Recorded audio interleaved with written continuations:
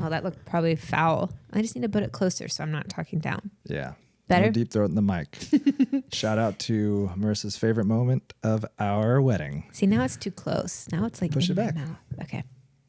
Let's try that again. Love and teamwork make the dream work. Whoop woo! Welcome to Shifting Focus, where we are a married couple and we also work together. So today's topic will be just covering the fact that people wonder, how do you balance the two? How do you work with your spouse? Because it can be miserable. It can be amazing. It can be amazing. It can also be miserable. Mm-hmm. Let's talk about it. What's the first thing that comes to mind? How do you think it works? How do I think what works? How we work together works? I think it works great. But like, what are some of the major factors in making it work? You just touched the mic. You made noise, but you give me crap when I touch it. So it begins. We work great together. This is fine. We're all fine. So, for example, this would be a part of it. Yeah. I mean, I think us working together, this comes out all the time, because if you work with somebody and maybe they're micromanaging you or telling you what to do, you might hold it in and be like, you get home and you go, I'm going to fucking kill that guy. It's okay. Take it easy. He's guy. the boss. No, I just mean like, if you're working for somebody, they kind of get on you and you get annoyed, but you can't say it. The difference is, if I'm correcting Steph on a shoot, how do you respond? I'm like, you're right, honey. You're perfect. I will listen to you. I will subdue and I will humbly rip your face off. Exactly. Now we're onto something. Yeah, I don't like being told what to do. It's not my strong point, and I'll be the first to admit it. Communication is very key, I think, with our balance when it comes to the working and the marriage. I think it never fails. Every shoot we're going to, we bicker in the car. Not every. Should we fight about it? Yeah, let's bicker about it. Tell me how you see it. I think we've gotten much better, but the old us used to say that we're going to have a good shoot if we fight before. And not like fight, we don't really have fights like other couples. We don't yell and scream and maybe sometimes we do. We're not perfect. But for the most part, when we say fight, it's just a bickerment. Like you'll say something. One thing that drives me crazy is and this is probably my fault, but I have all the details because that's my role with the producing of all the projects. I have the times, I have the topics, I have all of this. And for some reason, I love to know. You like to know on the drive there. As I'm driving, I will literally say this to Steph. I'll be like, all right, fill me in. What's the game plan? And if I'm an hour out, I like to just run through everything, whether it's a wedding or a project with the company. I like to know as we're going there so it's fresh. Right. And I give you these topics beforehand as well. And I don't expect you to remember them because they live in my head and this is my role.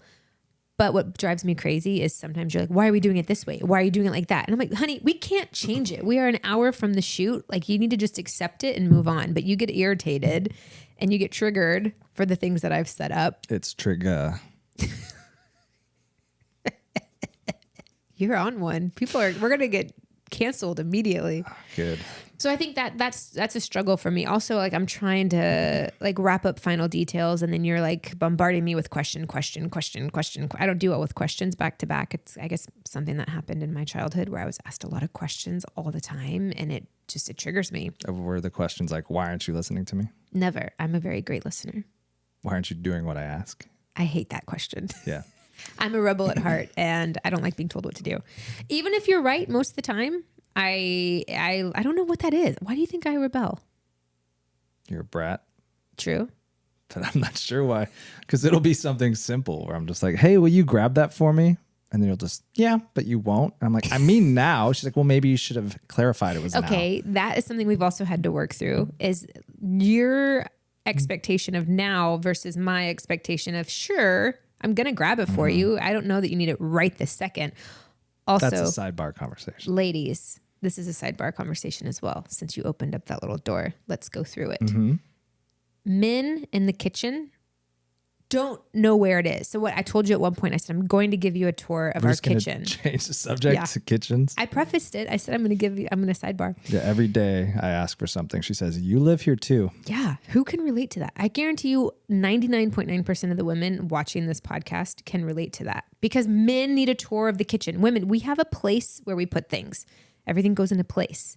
And when guys are like, where's this? Where's that? It's in the same place it's been for 13 years. If we're going to dive into the kitchen talk, Let's shift focus fully to the kitchen. You're going to give me shit about not doing dishes, but go ahead. Yeah. Would it kill you to not put a dish in the sink? Maybe clean it, put it on the dry rack, or straight in the dishwasher? Yeah, I would literally die a slow death. I'm dying right now just hearing you ask me that. I don't understand. We don't live in an apartment anymore where you're like, oh, my roommate's cereal bowl. I did today, though. There aren't any dishes in the sink. I did them right away after I made my bread. Very happy for you. Shout out to your sister for giving us the most incredible sourdough starter that we've kept alive for 9 months now? How is it for you working with me? Oh, we're shifting focus back. Yeah, we'll go back to it. Okay. No, overall, it is amazing. I think it's definitely been like a transformation in how we treat each other. Because basically what I'm saying is early on, we could do no wrong. If you have an idea, I'm like, oh, that's great. You're so pretty. Back and forth. Everything's amazing. Then you think I'm not pretty anymore? I said there was a transformation. Wow. I'm still a woman. You're gorgeous. Thanks. So just the comfort of being with somebody, and then you start getting comfortable maybe shutting down ideas or talking back to them. So through the butting of heads, I think we've learned communication is key. I think we need to respect each other's strengths and stay in our lanes. I think that helps a lot. Because maybe I was doing 80%, you were doing 80%, those overlapped a lot. And like you said, you do all the details before we get there, and that's good because then I'm the guy who has to finalize all the details. Like you give me a game plan, I go in and crush it. That's kind of what it is. You're the offensive coordinator, I'm the running back. Give me the ball, I'll take it to the house. Essentially, I just think our best strengths are the ability to allow each other to stay in our lanes. Mm-hmm. Agreed. And we were just listening to the Chip and Joanna Gaines book, right? Was it Chip or Joanna? Was it her book or his book? Do you remember? Chip. I think it was it wasn't Capital Gains? Was it Capital Gains? He has a couple, but I yeah. can't remember. Go ahead. So one of the things he had said about them working together too was staying in your lane. And I think that was the greatest advice that I have heard when it comes to that. Because there are moments where I wanted to step in your lane and kind of manage what you were doing. And that's when we started to butt heads more. Yeah. And I think you would step into my lane. And it's like we have an idea of what the other person does because we run our own company. But we also have no idea. And so for me to step in and tell you what to do and for you to step in and tell me what to do, it just doesn't work. It's like I have to trust you to do what you're doing and you have to trust me to do what I'm doing, that I'm doing what I'm doing. And what I've learned is when you've asked me my opinions on certain things, or if you want a second set of eyes on a project, I used to come in hot and just like tell you everything that was wrong with it. And when I'd get done, you'd say, well, do you even like it? Could you tell me some things you like about it? And that was really triggering for you. You broke me. It broke you. Well, I would go in the little edit bay room, spend 8 hours straight building this masterpiece. In my mind, I'm like, whew, this looks good. She's going to love it. I go, hey, watch this. Let me know your notes or anything. And I'm just thinking like overall, like make a few changes. She goes in and she's like got a list and you're basically telling me what's wrong with it from top to bottom. Mm-hmm. And then what I say on how to approach it from now on, because it would make me react like angry. But now. And I'd say, why are you so mad at me? You're like, well, you just tore this apart and told me everything that was wrong with it. So you had suggested that maybe I come in and tell you some things that I liked about it first. And that was a huge change, right? That was a small adjustment, but I heard you and I was able to fix it. Yeah. And also something I've learned with letting go of control, which is, I like to control and now I'm letting go of control. One of the main things was we have different visions and you have a way of looking at it. And so I don't want to change the artistic side of what you've created. I can maybe give you like structural things or like certain, like if someone's blinking when you're making a transition or if I hear a sound certain, those are little things I can critique, but I no longer want to critique the overall style of what you're editing because you're creative and there are a million different ways you could cut it. And I have to trust you that your vision is the best way. Yep. It is the best. It is. And really, and there have been times too where I've made changes and a client will come back and say, oh, I want it to be this. And it was your original, take. Yeah. So I had to learn, okay, I just need to trust you. So I would say overall, some main notes for working with your spouse: patience, communication, and respect each other's strengths to stay in your own lane. Stay in your own lane. Yeah. And trust your partner, trust the person that you're in business with, that they're going to do it and let them fail. I think for you, I'd never wanted you to fail. I wanted to fix everything for you. I kind of agree with what you're saying there. I don't like to You're saying let them fail. I don't think you should let them fail. That's why we're partnership. But this ties right into the fact you don't like to be told what to do, because I'll see you headed for the failure and I'll try to catch you and be like, baby, don't do that because this is going to happen. You're like, I got it. Let me figure it out on my own. Let people figure it out. And then we get in a bickerment. Then you fail. You don't say, I wish you would have helped me. Instead, you're like, see, I learned. I do. I'm like, yeah, but now I got to fix it. But that's how I... Here comes Papa Bear fixing everything. But that's how I learn. If you're constantly doing it for me and you're constantly telling me how to do it, I'm never going to retain it. I don't retain when people tell me things. I have to be in the trenches and I have to do it myself. It's because you're a big retainer. I'm a big retainer. Yeah. And not everybody learns that way. And so we've had to learn that we learn differently. Mm-hmm. So you like to be told what to do and get to the end zone quicker. I like to kind of navigate through it and learn from my mistakes, because then I'm going to remember it forever. But how many times have I had to ask you how to set up every time editing a reel? I don't even know what you're going to say, and every time. Yeah, because you tell me how to do it every time, as opposed to like walking me, let me do it. Yeah. So speaking of like staying in our own lanes and figuring it out, originally if we'd get busy on clients, I would love it. The fact that you go in and just drop a bunch of good footage in, so I don't have to dive in and archive stuff. You give me the top 100 clips and I just chop it up from there. You don't do that anymore. No. And if I ask you to touch anything editing, what is your response? I'm not good at it. No, you go, I'm not an editor. I don't do this. It's like angry. I'm not. Okay. In my defense, you are correct. Yes, I do say that. However, I will sit down and it will take me 3 days to pull clips, and you'll sit down and do it in 2 hours. And so it's not worth my time when I could be doing something different, like maybe getting us clients and making us money. Oh, yeah. Whereas you could be spending 2 hours versus I spend 36 hours. It's a better use of time for you. I'm too attached to the clips. I want all of them. This is true. You're so detail oriented where you're like, there'll be like a speck of dust fall off a flower in the middle of a field that has nothing to do with a company. And you're like, but it's pretty. Yeah. I'm like, I don't care. It shouldn't go in the video. I'm too attached. So for you, you could just be like, nah. You like this shot. You like this shot. I pull all the shots and I'm spending so much time on it. So we're just different.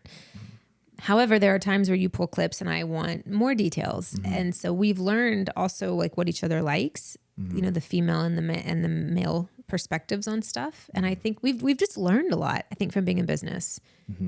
So what would you say? There are 4 of them? There are more than 4. But what were the top 4? You just said communication. Communication. Stay in your own lane. Stay in your lane. So respect your lane. Communication. Trust, because you don't want to have to overstep and check that they're doing their lane. All right, top 3. No, there are 4. Communicate. And fail. Let them fail.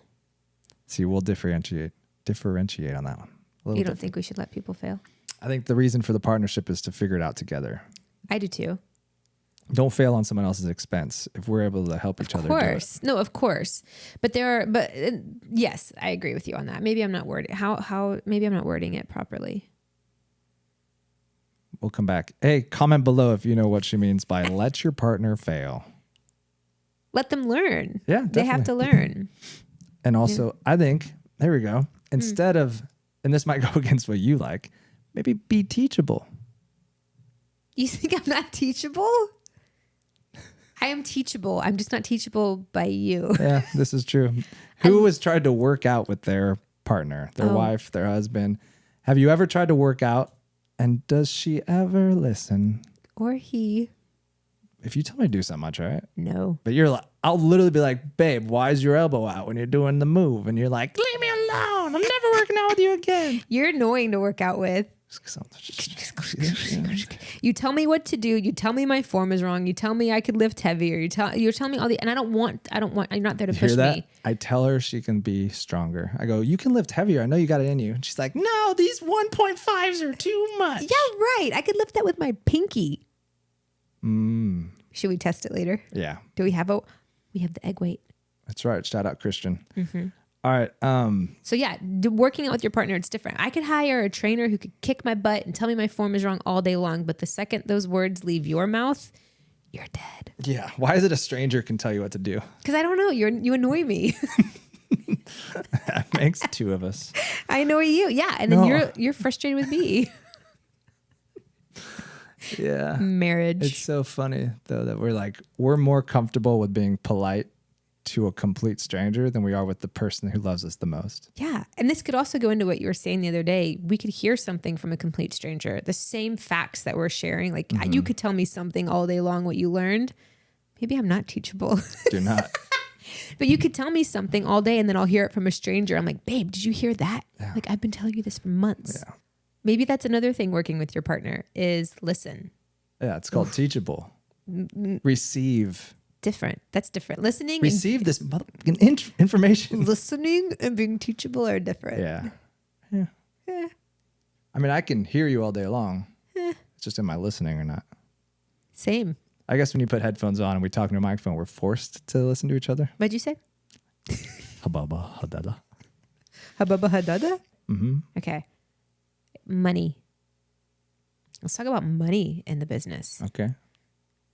Again, I'm a control freak. Wow, podcast is like therapy, isn't it? Mm-hmm. Should I be paying you for this Haven't session? you seen that meme where it's like 2023 and it's actually for men, or it's like in the 90s, men go to therapy. In like the 2020s, men need therapy. What do? They start a podcast. Makes sense. Okay, well, money. So yeah, money. Talk about what we do with money Okay. in general. with the So business. beforehand, before Grant Cardone and like before all the lessons I've been learning through workshops and whatnot about money, I had a tight leash on the money aspect in our marriage, in our business. I don't like debt. I don't like credit card debt. I don't like paying interest. I don't like any of that stuff. So I was always like, we can't buy it unless we can afford it kind of thing. And I made you come to me with every single penny you spent in the business. I had to approve it because I was the funds. I was the money person. I was always checking the credit cards and allocating everything for taxes. For being the funds, you weren't very fun. No, I was not very fun. I was a FUD. Yeah, you were fuds. I was FUDs. So I think that's been a huge lesson too. Like if there's something that you need that's going to make your job easier, that's going to make our production better, why not make the investment? Yeah. I was looking at it as a cost versus an investment. And if I could go back, maybe 10 years ago, I would have been like, let's just rack up a credit card and get everything we need. Yeah, obviously pay it off. We pay off our credit cards at the end of every month. Yeah. But instead of penny pinching, for instance, if I'm the techie one who knows that we need to upgrade equipment, instead you just make it work back then. Like I'm like, babe, we don't have enough space on our memory cards. How much? $150. Now's not a good time. Yeah. So I'm like sprinting. We've literally filmed weddings where I'll run back in the day to the car or the room, wherever we are, dump footage in like two different, then copy and paste it for a backup, then run back, format the card, all because we were pinching pennies back then. Now, are you saying that you look back at it as, if my expertise is in that field, maybe trust that, all right, it is a necessity. It's going to move us forward to help with workflow. Definitely invest in it. Yeah. Look at the things that you need that are going to build your business and your brand as investment pieces instead of a cost. And that's something that I think I really had to learn. Like I would make you come to me and get permission to buy things. That sounds really crazy. It's sort of true, but it wasn't that intense. But really, there would be things you'd have to ask me to buy stuff for the company. Yeah. But it was a respectful way of just us. If we're building something together, we got to be like, all right, we need to now allocate expenses towards that, which made sense. I didn't think of it as control. Okay. It was more of us just wrong money mindset, pinching pennies, not looking as investments. Yeah. It got us here eventually. And that kind of goes too on trust. I guess the trust factor is that I trust you to obviously not rack us up in debt and to put us under when it comes to our business, that you're responsible enough to make the decisions that you think are best for our company. Without that new computer, for instance, in the room, imagine not having that computer right now. What would the last 8 months have been like? Hell, because you would have been complaining every second about how you can't do anything and spinning ball of death. It would have just been a nightmare. So makes your life easier. But also makes yours too, because I'm not like, when you're like, did you get that done yet? I'm like, look at the computer. It's just like, yeah, that's another. I mean, we film in such high quality and we're using gigantic files. And so we need a computer that's going to keep up with that. And that was another thing, which we'll talk about in the van, but that was a big struggle for you, is that you didn't have the capacity to do your job fully. And so you were wasting a lot of time, not wasting because you wanted to waste No. time because that was the circumstances that you had. Time was wasted because it wasn't invested in the proper form of technology. If we had an older computer or hard drives backing up and we needed new stuff, I was wasting time staring at the computer. Jobs should have been done in 2 hours. We're taking like 6. Yeah. So, I mean, these are our personal experiences, but I guess to translate that to other people's businesses, if there's something that your partner wants that's going to make their job easier and faster and their time management better, trust that they can invest in it just like you could. So clearly we work together. We are together. What are your biggest pet peeves when it comes to being in a relationship with me? Nothing. You're absolutely perfect. That was my line. Go ahead. You're welcome. I would say I'm noise sensitive. So there are certain things that will be triggering for me.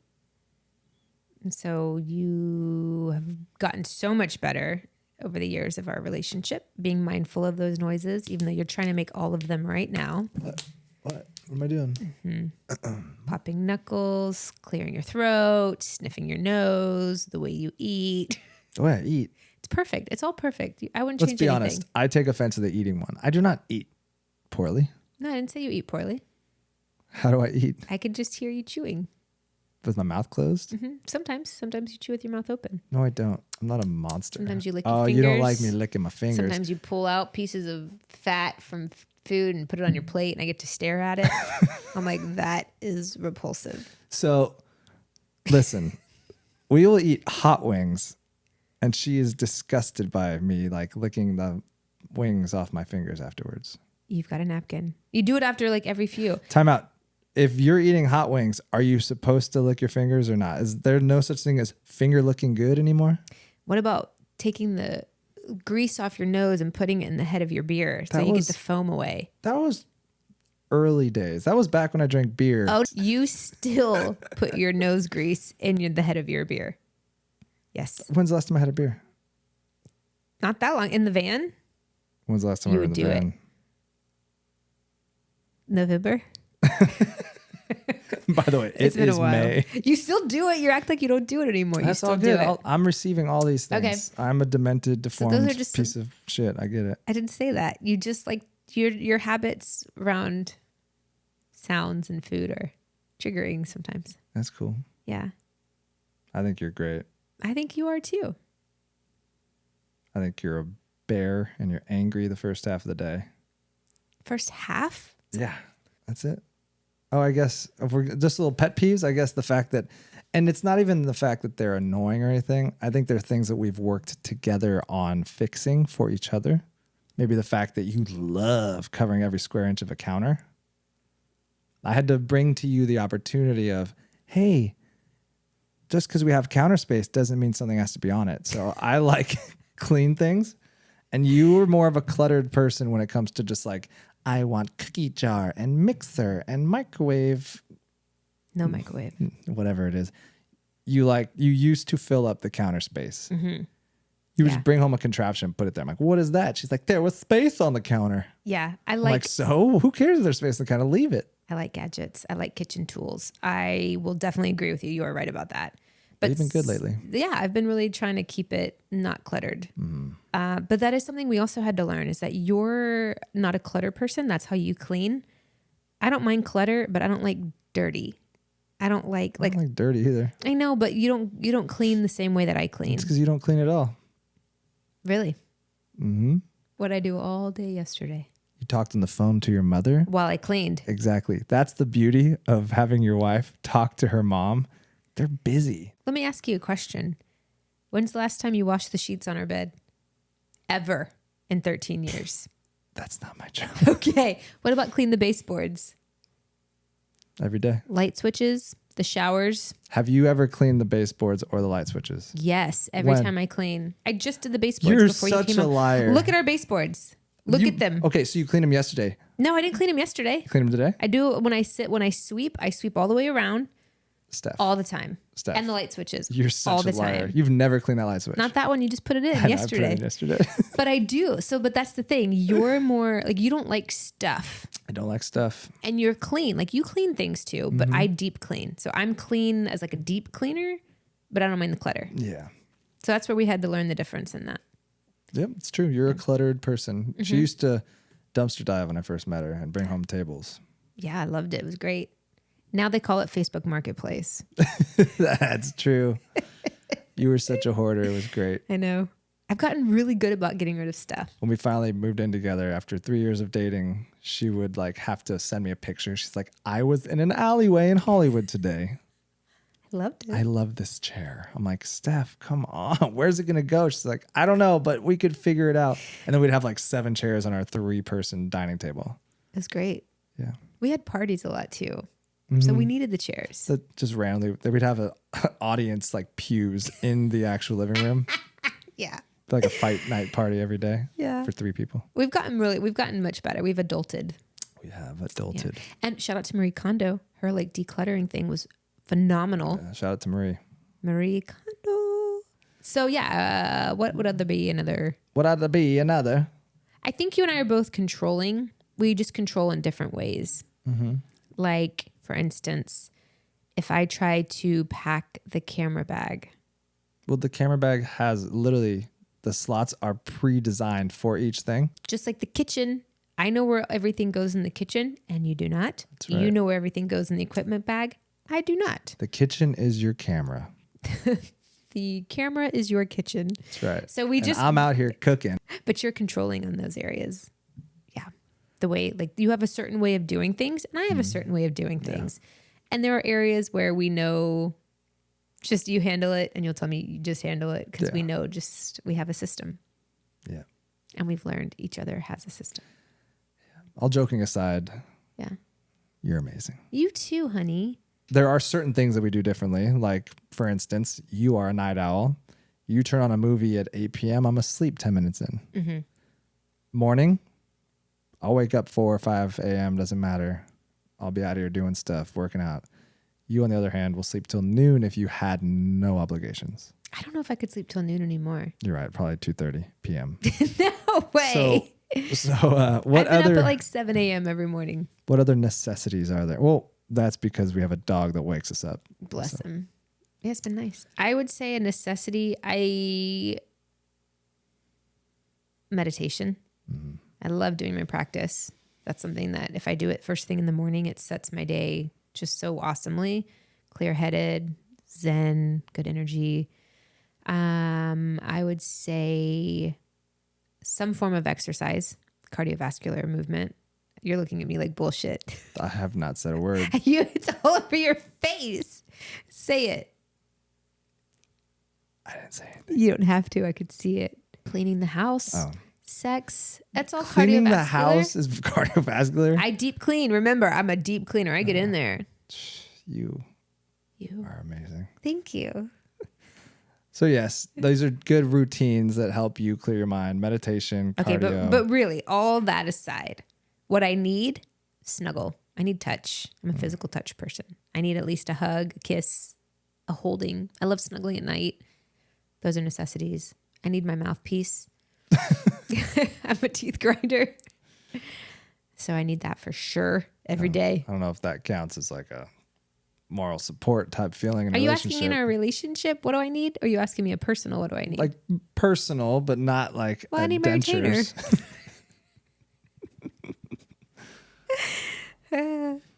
So, what are your expectations of me as your partner in our relationship? You know, I could sit here and say I don't have expectations, but that would be a lie. I think everybody has expectations in a relationship. I'd say the main ones are support, like be my cheerleader, be my advocate, listen, create depth conversation. I like depth. Surfacey conversations aren't very exciting for me. Intimacy. I think too, something that we've been working on together is that partnership. You know, I think for so long I had this belief that I had to do it all on my own, and that's not the case. I think allowing you to have space to do things too was really helpful.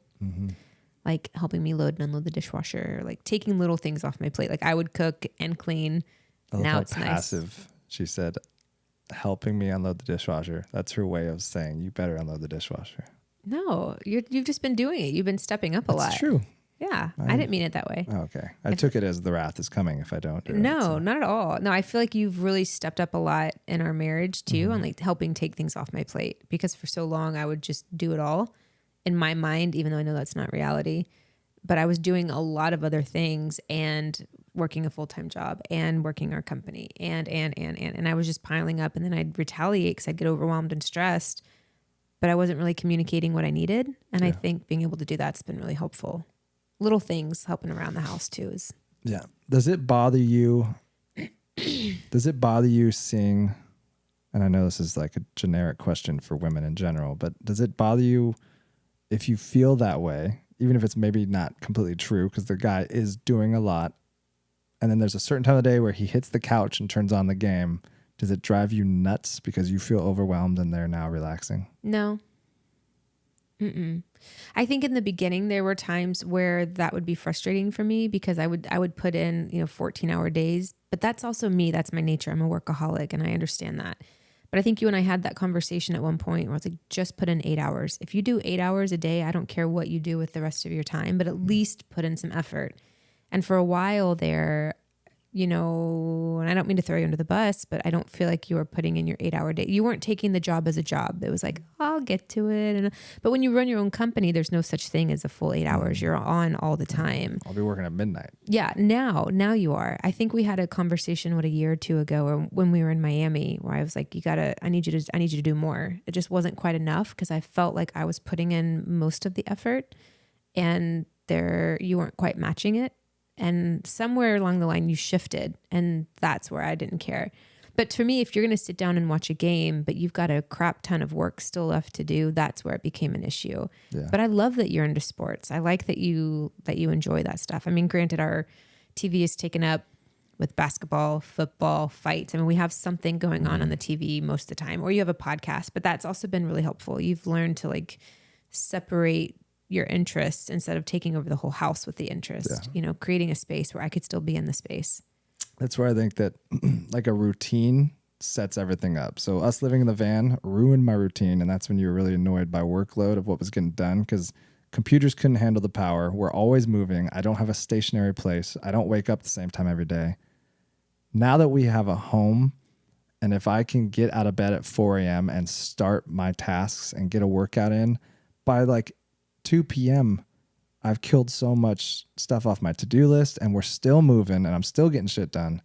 I just think, me personally, a routine, I thrive so much better. Mm-hmm. You thrive more in the chaos where you're like, let's wake up on the top of Yosemite's whatever, Half Dome, and we'll see what happens today. Yeah. I do thrive in chaos. We are opposites in that way, but it works. I think it works for us. You're a morning person. You leave the room, you let me sleep, and then I'm a night person. I'll come in, and that's when I'm the most creative. Mm-hmm. And I have been, I think, working more on the edits, but I edit more on other things that bring me joy. You do edits on things that make us money. That's right. So that would definitely be a necessity for me. Which part? Routine, but like sports and fights, like that's part of my life. This makes me feel good, and I like that's what I want to be involved in most of the time. Honestly, I love that you're into it. I love that you like sports. I like that you keep me on my toes when it comes to things. I'm watching basketball with you now, which has been I actually really enjoy basketball. Occasionally. I like hockey more, but yeah, you like the lame sports. It's cool. Yeah. But yeah. But let's paint this picture for people who just think maybe you're watching sports. When I first met you, you would watch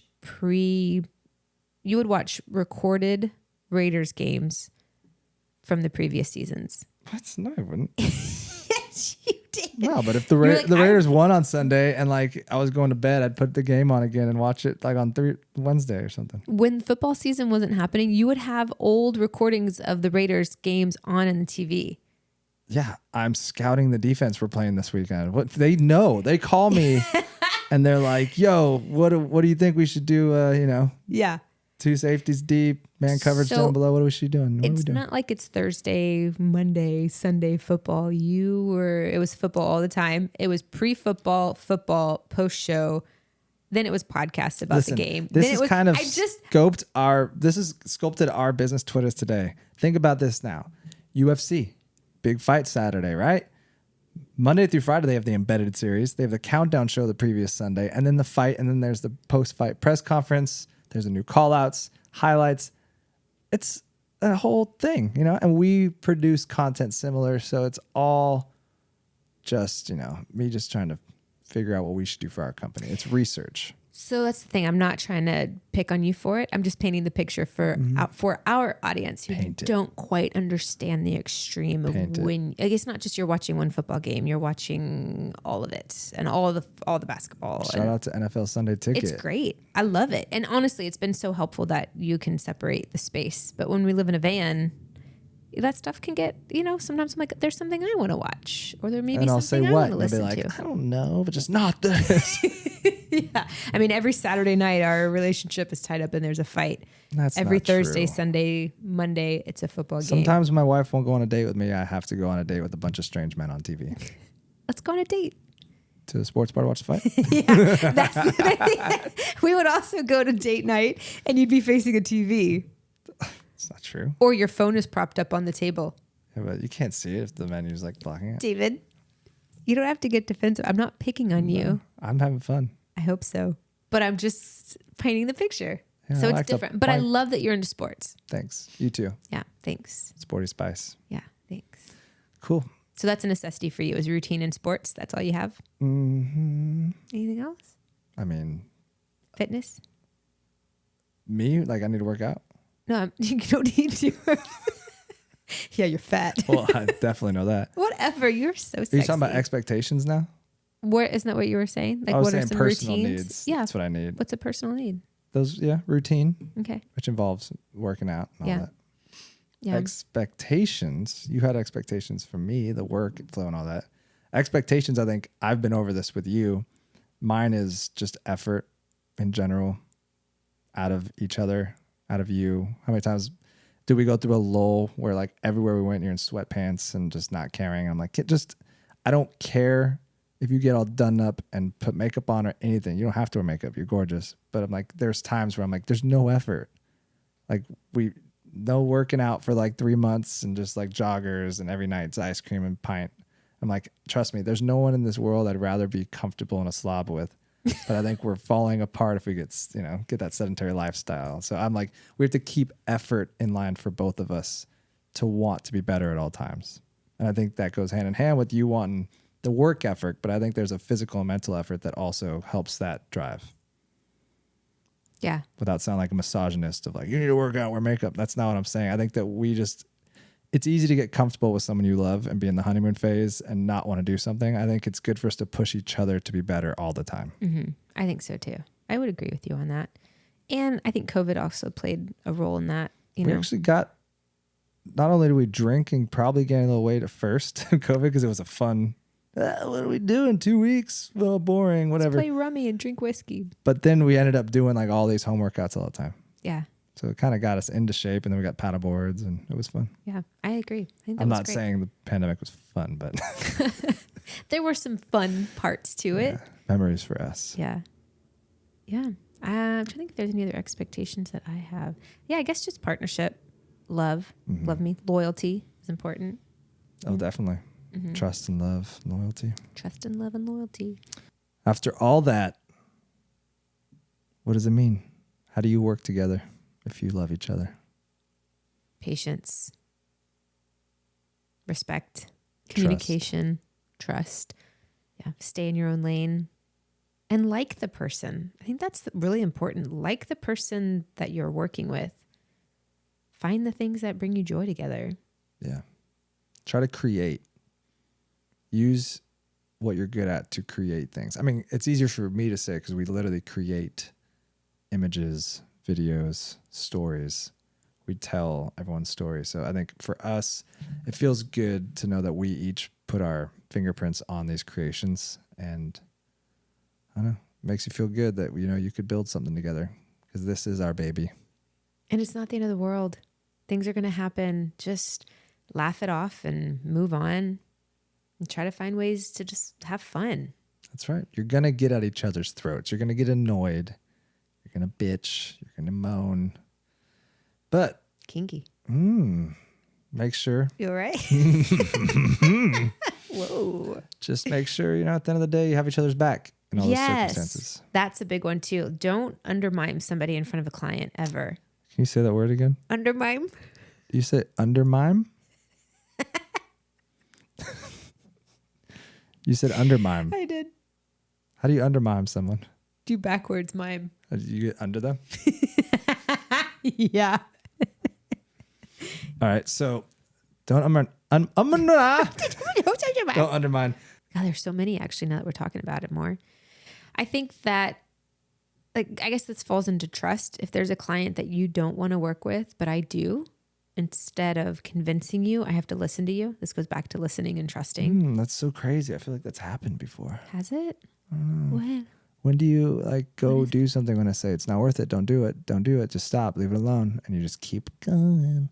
I'm a rebel. We've already established this. Yep, Maybe you that's just tell me to do it instead of telling me not to do it. You know what? Get out there and do this. Reverse psychology me. It's true. Yeah.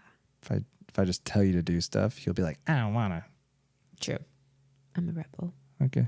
All right. Well, that being said, trust, respect, communicate, listen, be teachable.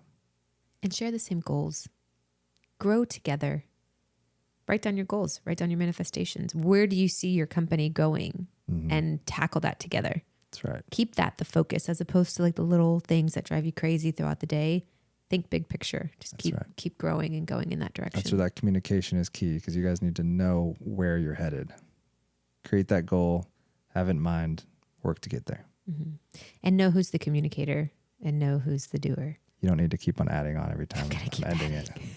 All right, and see you next time. And I have one more. And see. Wait, one more. I want more. All right.